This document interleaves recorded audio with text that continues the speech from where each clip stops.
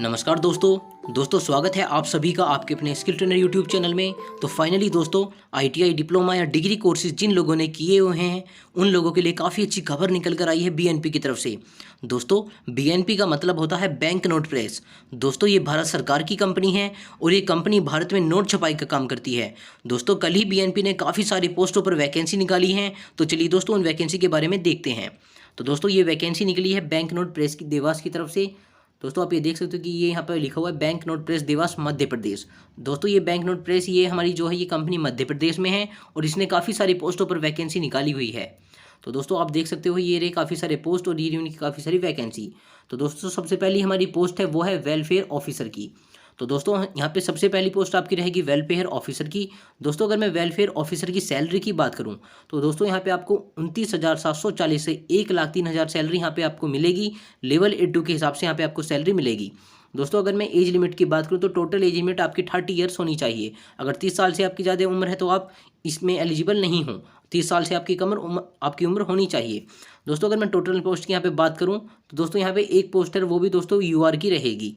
दोस्तों second post है हमारी सुपरवाइजर की इंक फैक्ट्री के अंदर। तो दोस्तों अगर यहाँ पे मैं सैलरी की बात करूँ दोस्तों यहाँ पे आपको सैलरी मिलेगी 27,600 से 95,910 रुपये।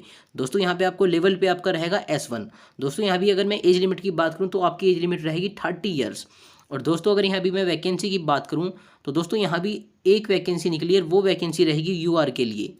दोस्तों तीसरी पोस्ट पर यहाँ वैकेंसी निकली है सुपरवाइजर के लिए इंफॉर्मेशन टेक्नोलॉजी के लिए।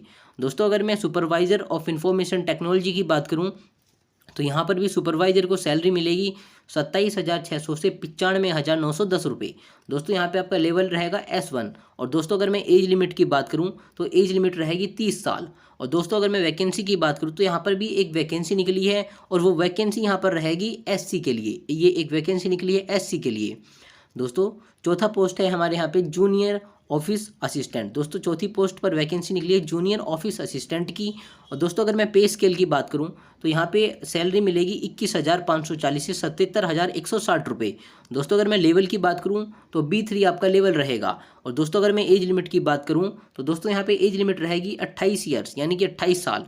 दोस्तों अगर मैं टोटल वैकेंसी की यहाँ पे बात करूँ तो दोस्तों यहाँ पे टोटल पोस्ट निकली हैं 15 में दोस्तों 10 पोस्ट आपकी यूआर की रहेंगी, एक पोस्ट ईडब्ल्यूएस की रहेगी और एक पोस्ट एसटी की और 3 पोस्ट ओबीसी की और 3 पोस्ट रहेंगी एक्स सर्विसमैन की। तो दोस्तों इसके बाद पांचवी जो हमारी पोस्ट है दोस्तों वो है जूनियर टेक्नीशियन की इंक फैक्ट्री में। दोस्तों पांचवी पोस्ट रहेगी जूनियर टेक्नीशियन की इंक फैक्ट्री में। दोस्तों अगर मैं जूनियर टेक्नीशियन की सैलरी की बात करूं तो जूनियर टेक्नीशियन की सैलरी रहेगी 18,780 से 67,390 रुपये। दोस्तों अगर मैं यहाँ पे उम्र की बात करूँ तो 25 ईयर्स एज क्राइटेरिया रहेगा।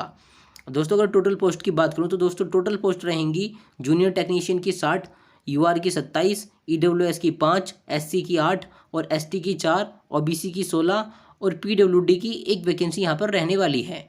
दोस्तों ठीक ऐसे ही 6 पोस्ट हमारी निकली है जूनियर टेक्नीशियन प्रिंटिंग के लिए और 7th पोस्ट हमारी निकली है जूनियर टेक्नीशियन इलेक्ट्रिकल आईटी के लिए और 8वीं पोस्ट हमारी निकली है जूनियर टेक्नीशियन मैकेनिकल एसी के लिए। तो दोस्तों इन तीनों की सैलरी सेम रहेगी 18,780 से 67,390 रुपये। और दोस्तों अगर मैं एज लिमिट की बात करूं तो एज लिमिट रहेगी 25 ईयर्स। दोस्तों आप पोस्ट देख सकते हो ये आपकी पोस्ट रहने वाली हैं।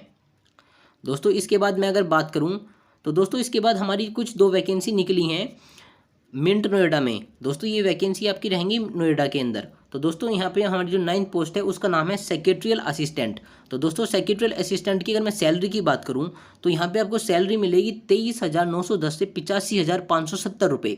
दोस्तों आपका लेवल रहेगा B4। दोस्तों अगर मैं अपर एज लिमिट की बात करूँ तो यहाँ पे आपकी एज लिमिट मांगी गई है 28 ईयर्स। तो दोस्तों अगर मैं वैकेंसी की बात करूँ तो यहाँ टोटल वैकेंसी एक रहेगी और वो दोस्तों वो वैकेंसी आपकी रहेगी यूआर के लिए। दोस्तों इसके बाद आता है हमारा 10th। दोस्तों 10वें नंबर पे जो यहाँ पोस्ट निकली है वो है जूनियर ऑफिस असिस्टेंट की। तो दोस्तों अगर मैं जूनियर ऑफिस असिस्टेंट की सैलरी की बात करूँ तो यहाँ पे जूनियर ऑफिस असिस्टेंट की सैलरी रहेगी 21,540 से 77,160 रुपये। और दोस्तों अगर मैं लेवल की बात करूँ तो B3 लेवल से यहाँ पे आपको सैलरी मिलेगी। और दोस्तों अगर मैं एज लिमिट की बात करूँ तो 28 ईयर्स आपकी एज लिमिट होनी चाहिए। तो दोस्तों यहाँ पे टोटल वैकेंसी निकली है 3, जिसमें कि दोस्तों आपकी यूआर की एक रहेगी, एससी के लिए एक रहेगी, ओबीसी के लिए एक रहेगी और एक वैकेंसी रहेगी एक्स सर्विसमैन के लिए। तो दोस्तों ये था वैकेंसी के बारे में। दोस्तों अब हम देखते हैं एजुकेशन क्वालिफिकेशन के बारे में। दोस्तों एजुकेशन क्वालिफिकेशन देखने से पहले हम इंपॉर्टेंट डेट्स देखते हैं कि कब ये वैकेंसी स्टार्ट होंगी और कब क्या इसकी लास्ट डेट होगी। दोस्तों अगर मैं वैकेंसी स्टार्ट की बात करूं तो दोस्तों ये आपकी वैकेंसी स्टार्ट होंगी opening of website link of online registration and payment of fees in online mode. दोस्तों मैं यहाँ पे आपको एक बात बता दूँ, यहाँ पे जो आपके रजिस्ट्रेशन होंगे वो ऑनलाइन होंगे, ऑफलाइन नहीं होंगे। तो दोस्तों अगर मैं डेट की बात करूँ तो 12 तारीख 5वां महीना 2021 यानी कि 12 मई 2021 से आपके रजिस्ट्रेशन स्टार्ट हो चुके हैं और लास्ट डेट आपकी रहेगी 11 जून 2021। दोस्तों 12 मई से आपके ये फॉर्म स्टार्ट हो चुके हैं और लास्ट डेट रहेगी 11 जून 2021। दोस्तों यहाँ पे एक बात लिखी हुई है, tentative date of stenography and typing skill test at selected centres for the post of mention at post code 4, 9 and 10। यानी कि दोस्तों जो आपका स्टेनोग्राफी और टाइपिंग स्किल का जो आपका टेस्ट होगा दोस्तों उसकी जो डेट रहेगी वो जुलाई या अगस्त में आपका एग्जाम हो सकता है। दोस्तों इसके बाद यहाँ लिखा हुआ है tentative date of online examination at selected centres. तो दोस्तों इन सब वैकेंसी में जो आपके ऑनलाइन आपका एग्जाम होगा वो जुलाई या अगस्त में होने के चांसेस रहेंगे, वो जुलाई या अगस्त में हो सकता है। दोस्तों अब हम देखते हैं एजुकेशन क्वालिफिकेशन के बारे में कि आपकी क्या क्या एजुकेशन क्वालिफिकेशन यहाँ पे रहने वाली है। तो दोस्तों यहाँ सबसे पहले जो हमारी पोस्ट है वो है वेलफेयर ऑफिसर की।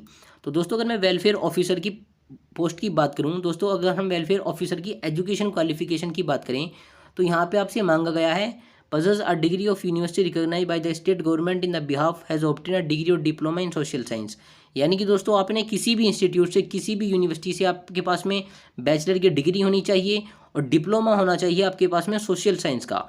और दोस्तों आपको एडिक्वेट नॉलेज होनी चाहिए हिंदी की। यानी कि दोस्तों वेलफेयर ऑफिसर की पोस्ट के लिए आपने किसी भी यूनिवर्सिटी से, किसी भी इंस्टीट्यूट से आपने बैचलर की डिग्री की हो और साथ में आपके पास डिप्लोमा होना चाहिए सोशल साइंस में और दोस्तों आपको हिंदी की नॉलेज होनी चाहिए, तो दोस्तों आप इस जॉब के लिए एलिजिबल हो। दोस्तों सेकंड पोस्ट है हमारी सुपरवाइजर इन फैक्ट्री के लिए। तो दोस्तों अगर मैं यहाँ क्वालिफिकेशन की बात करूँ तो दोस्तों आपके पास में फुल टाइम डिप्लोमा होना चाहिए डाई स्टफ टेक्नोलॉजी में, प्रिंट टेक्नोलॉजी में, कोटिंग टेक्नोलॉजी में, प्रिंट इंक टेक्नोलॉजी में, प्रिंटिंग टेक्नोलॉजी में, या फिर दोस्तों इसके समक्ष आपके पास हायर क्वालिफिकेशन होनी चाहिए बीटेक, बीई, बीएससी इंजीनियरिंग।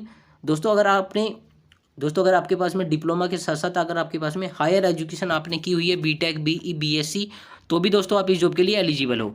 दोस्तों और इसके साथ साथ अगर आपने फुल टाइम बीएससी की हुई है केमिस्ट्री से तो भी आप इस जॉब के लिए एलिजिबल हो। दोस्तों इसके बाद हमारी नेक्स्ट पोस्ट आती है सुपरवाइजर इंफॉर्मेशन टेक्नोलॉजी के लिए।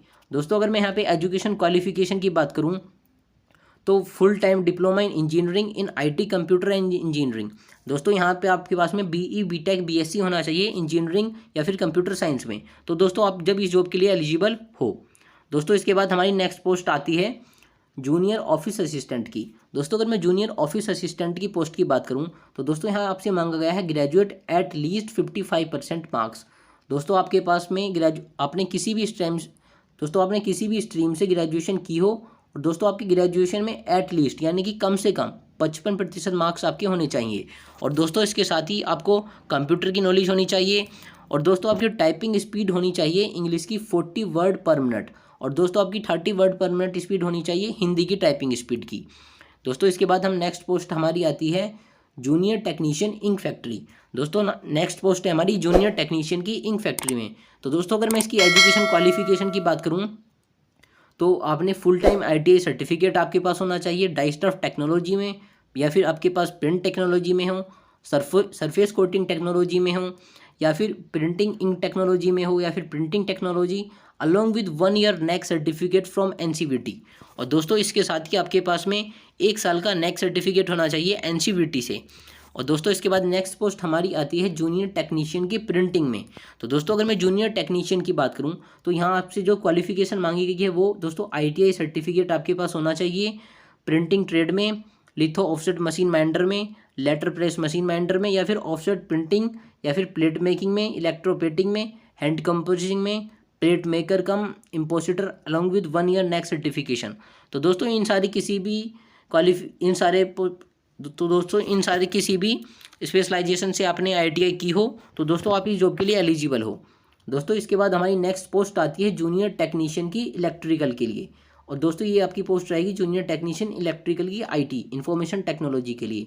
तो दोस्तों अगर मैं इसकी क्वालिफ़िकेशन की बात करूँ तो आपके पास में ITI सर्टिफिकेट होना चाहिए इलेक्ट्रिकल में, इलेक्ट्रॉनिक्स में, और दोस्तों इसके साथ ही आपके पास में 1 साल का नेक सर्टिफिकेट होना चाहिए NCVT की तरफ से। दोस्तों इसके बाद हमारी नेक्स्ट पोस्ट आती है जूनियर टेक्नीशियन की मैकेनिकल AC के लिए। तो दोस्तों अगर मैं इसकी एजुकेशन क्वालिफिकेशन की बात करूं तो आपने फुल टाइम ITI आपके पास में सर्टिफिकेट होना चाहिए फिटर में, मैकेनिस्ट में, टर्नर में, इंस्ट्रूमेंट मैकेनिक में और मैकेनिक मोटर व्हीकल में। और दोस्तों इसके साथ ही आपके पास 1 साल का नेक सर्टिफिकेट होना चाहिए NCVT की तरफ से। तो दोस्तों ये था जूनियर टेक्नीशियन की पोस्ट के लिए। दोस्तों इसके बाद हमने आपको 2 पोस्ट और बताई थी जो वैकेंसी निकली थी नोएडा के अंदर। तो दोस्तों उनकी एजुकेशन क्वालिफिकेशन हम देखते हैं। दोस्तों उसमें हमारी पहली पोस्ट है सेक्रेटरियल असिस्टेंट के लिए। तो दोस्तों अगर मैं सेक्रेटरियल असिस्टेंट की क्वालिफिकेशन की बात करूं तो आपके पास में ग्रेजुएशन आपने की हो एटलीस्ट 55% मार्क्स के साथ, यानी कि दोस्तों आपके पास में ग्रेजुएशन की डिग्री हो किसी भी सब्जेक्ट से, और दोस्तों आपके कम से कम ग्रेजुएशन में 55% मार्क्स आपके होने चाहिए। और दोस्तों इसके साथ ही आपको कंप्यूटर की नॉलेज होनी चाहिए। और दोस्तों आपकी स्टेनोग्राफी इन इंग्लिश, दोस्तों आपकी स्टेनोग्राफी की जो आपकी स्पीड है वो 80 वर्ड पर मिनट होनी चाहिए। और दोस्तों आपकी इंग्लिश और हिंदी की जो आपकी स्पीड है टाइपिंग की वो दोस्तों 40 वर्ड पर मिनट होनी चाहिए। दोस्तों इसके बाद हमारी नेक्स्ट पोस्ट आती है जूनियर ऑफिस असिस्टेंट के लिए। तो दोस्तों अगर मैं इसकी क्वालिफिकेशन की बात करूं, आपने ग्रेजुएशन किया हो विद एटलीस्ट 55% मार्क्स के साथ में, और आपको कंप्यूटर की नॉलेज होनी चाहिए with typing speed in computer in English. दोस्तों जूनियर ऑफिस असिस्टेंट के लिए आपने ग्रेजुएशन किया हो कम से कम 55% मार्क्स के साथ में, और आपकी टाइपिंग स्पीड जो इंग्लिश की है वो 40 वर्ड पर मिनट होनी चाहिए, और हिंदी की टाइपिंग स्पीड आपकी 30 वर्ड पर मिनट होनी चाहिए एज पर रिक्वायरमेंट। तो दोस्तों ये था BNP की वैकेंसी के बारे में। दोस्तों अगर आप BNP का सिलेबस जानना चाहते हो, इसका एग्जाम पैटर्न देखना चाहते हो, दोस्तों इसके प्रीवियस ईयर क्वेश्चन पेपर आप देखना चाहते हो, तो प्लीज़ हमारे चैनल को सब्सक्राइब कीजिए। तो दोस्तों मिलते हैं नेक्स्ट वीडियो में। दोस्तों जब तक के लिए जय हिंद, जय भारत।